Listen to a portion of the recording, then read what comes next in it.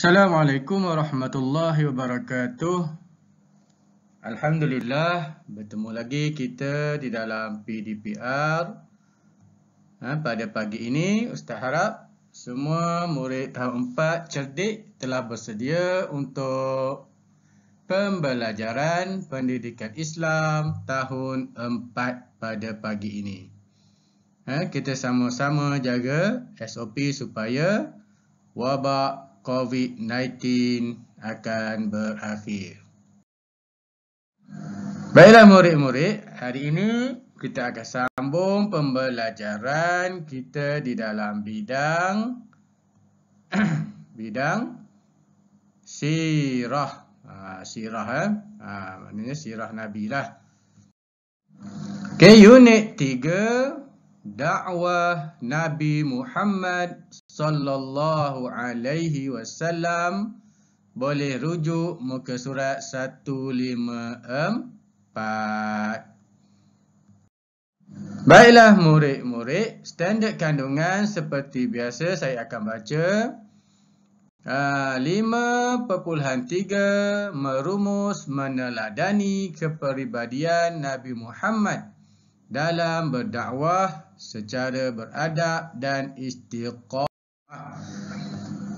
Okey, seterusnya objektif pembelajaran yang kita hendak capai pada pagi ini. Pertama, murid dapat menjelaskan maksud dakwah secara berpasangan dengan betul. Jadi hari ini tak payah berpasangan lah. Sebab kita PDPR. Ini kalau dalam kelas tahu. Okey, kedua. Apa objektif yang kedua? Murid dapat menerangkan cara Nabi Muhammad berdakwah dengan baik dan betul. Dua saja objektif yang capai. Baiklah murid-murid. Ini tajuk dia. Unit 3, dakwah Nabi Muhammad sallallahu alaihi wasallam. Okey. Sekarang tengok gambar yang Ustaz tunjuk. Dia kata perhatikan dan fikirkan. Maknanya dia suruh kamu perhatikan gambar ni. Gambar yang Ustaz tunjuk dekat ni. Dekat skrin sekarang ni.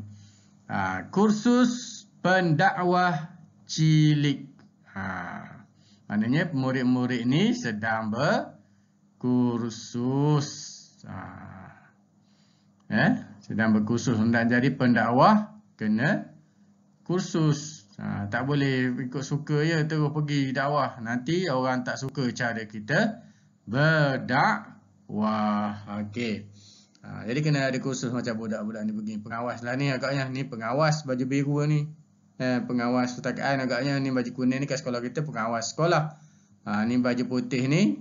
Dua orang ni mesti penolong dan ketua kelas. Okey, soalan dia.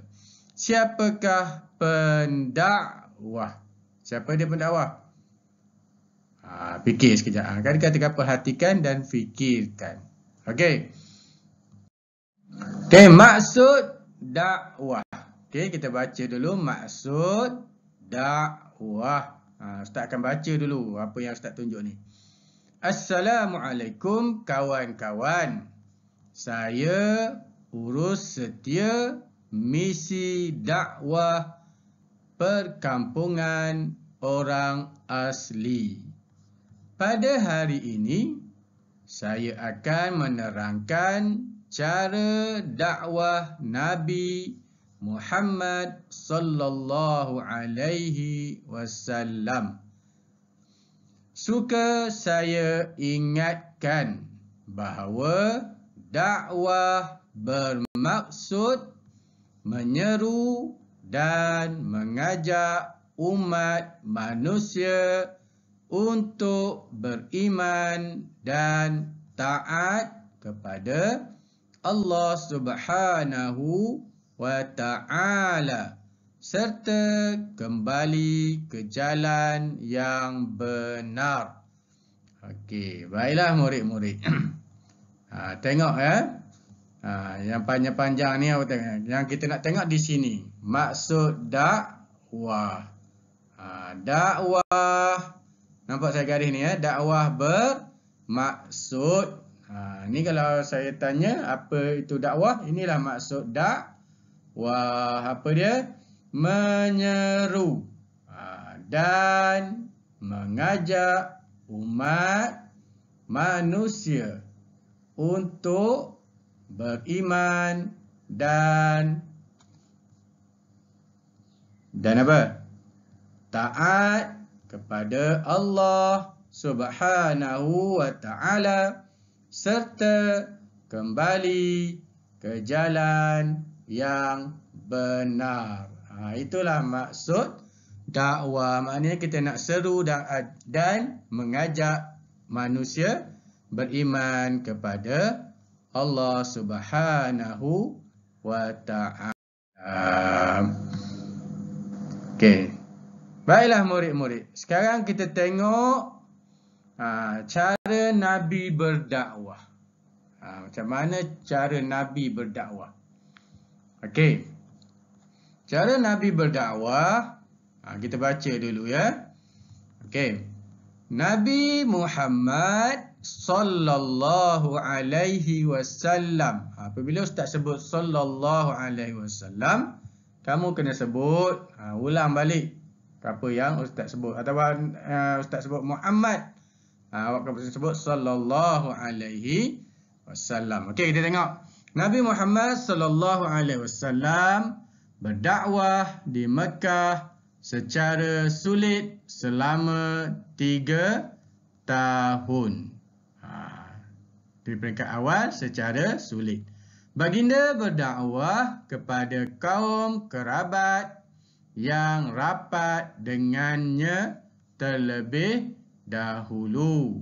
Setelah itu, setelah 3 tahun tadi, barulah diperintahkan oleh Allah agar berdakwah secara terang-terangan. Jadi, macam mana cara Nabi berdakwah? Ada 2 cara. Pertama, Nabi berdakwah secara sulit. Sulit ni apa? Rahsia. Berapa tahun? 3 tahun. 3 tahun Nabi berdakwah secara sulit. Kepada siapa? Kepada kaum kerabat yang rapat. Okey, setelah itu, setelah 3 tahun tadi, barulah diperintahkan oleh Allah agar berdakwah secara terang-terangan. Boleh faham? Jadi 2 cara Nabi berdakwah. Pertama secara sulit, kedua secara terang-terangan. Okey, kita tengok.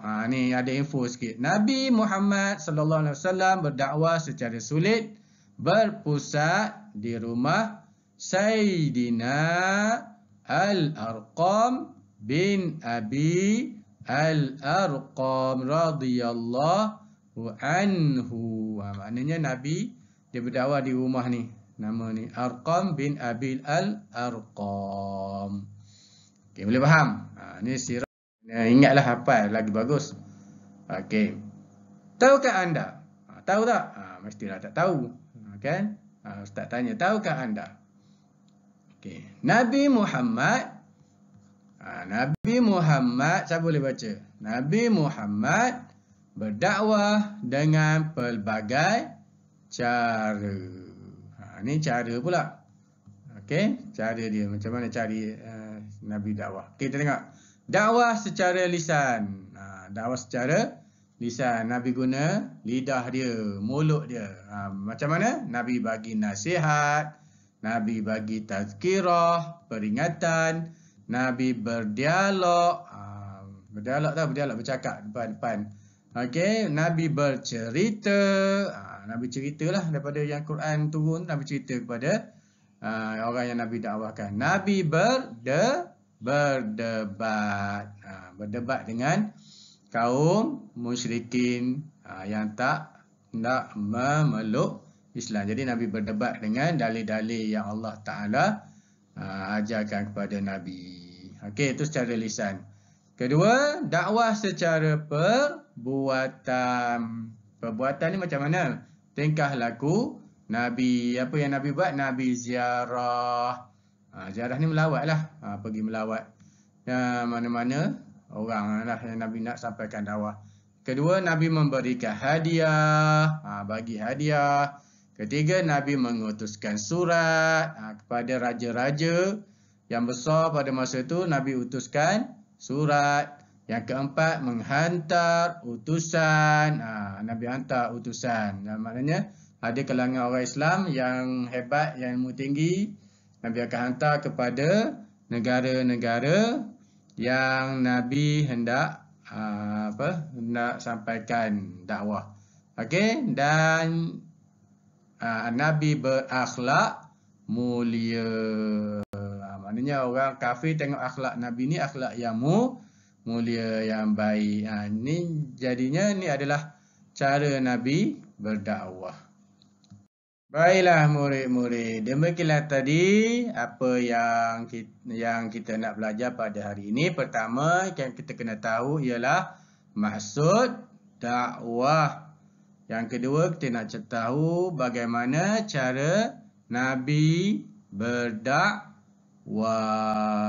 Okey. Jadi Ustaz harap kamu boleh faham apa yang Ustaz sampaikan. Moga-moga bermanfaat dan boleh kita jadikan sebagai ikutan apa yang Nabi buat di dalam kehidupan seharian kita. Sekian saja.